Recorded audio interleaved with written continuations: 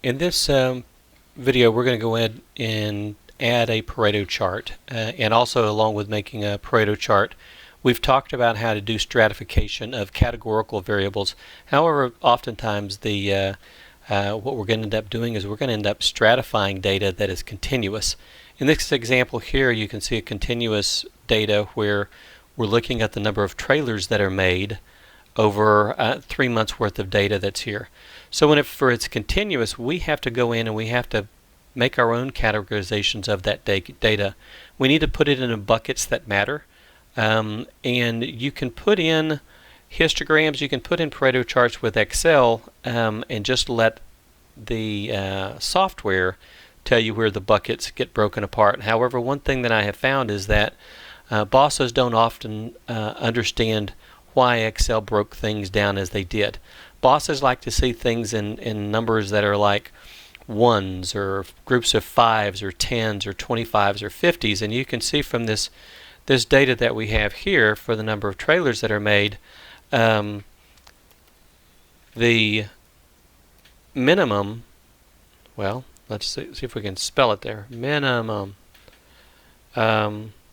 value is equals min, there it is, min, and we're going to highlight all of the data in our field here. Again, I'm just left clicking and dragging here. Enter. The minimum is 160. The maximum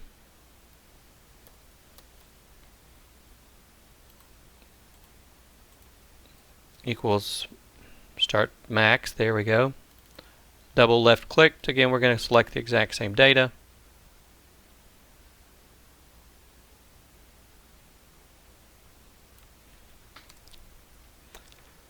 So we go from 160 all the way up to 196. So that gives us a range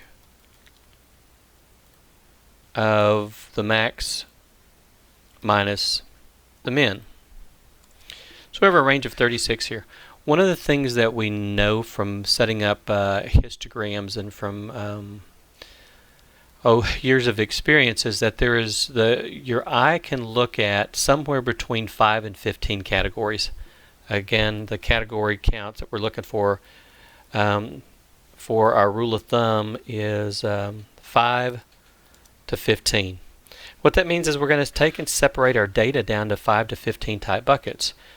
Somewhere in that area makes it easy for us to work with. If it's less than 5, it doesn't give enough granular support to see what's going on. If it's more than 15, it's just too hard to figure out. So usually what I do whenever I'm looking at trying to separate data is, if I'm going to go between 5 and 15, the middle of that is 10, the range is 36, and so if I took 36 and divide it by 10, that comes out to 3.6. The bottom line on the 36 is that my buckets, because that's what my categories here are, their buckets need to be about 3.6 units large so that I get somewhere between 5 and 15. Well, making it 3.6 doesn't make sense, so let's go ahead and change it to 5. Because like I said, bosses can deal in 1s, 5s, 10s, 25s, and whatever else. So what we're going to do is we're going to start off here, and we're going to say our first bucket then is 155, so that we can capture everything up to 160, 160, 165, and at this point hopefully Excel will be able to, if I left click and drag, it's going to be able to take me all the way up to 200. I've broken this down now. I have 1, 2, 3, 4, 5, 6, 7, 8, 9, 10 buckets that I can work with. Okay, I have my data, I have my buckets. Let's go up here to data analysis. If you haven't added the data analysis tool pack yet, go watch the video on how to add the tool pack. So under data analysis, I can come in and add a I'll add a histogram, and with that histogram, what I want is my input range to be all of my data,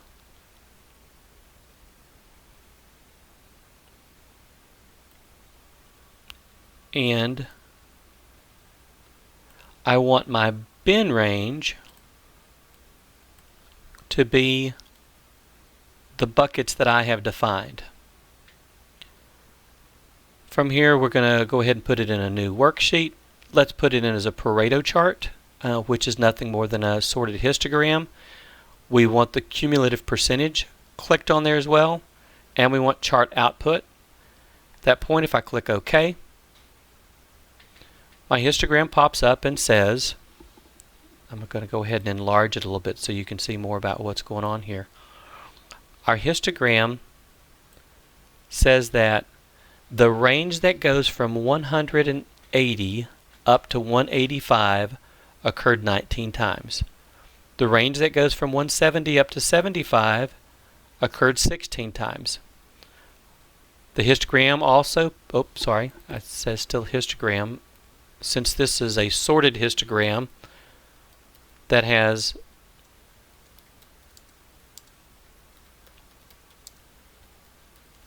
percentages on it as well, you can see that the percentage of the 180 to 185 is approximately 20%.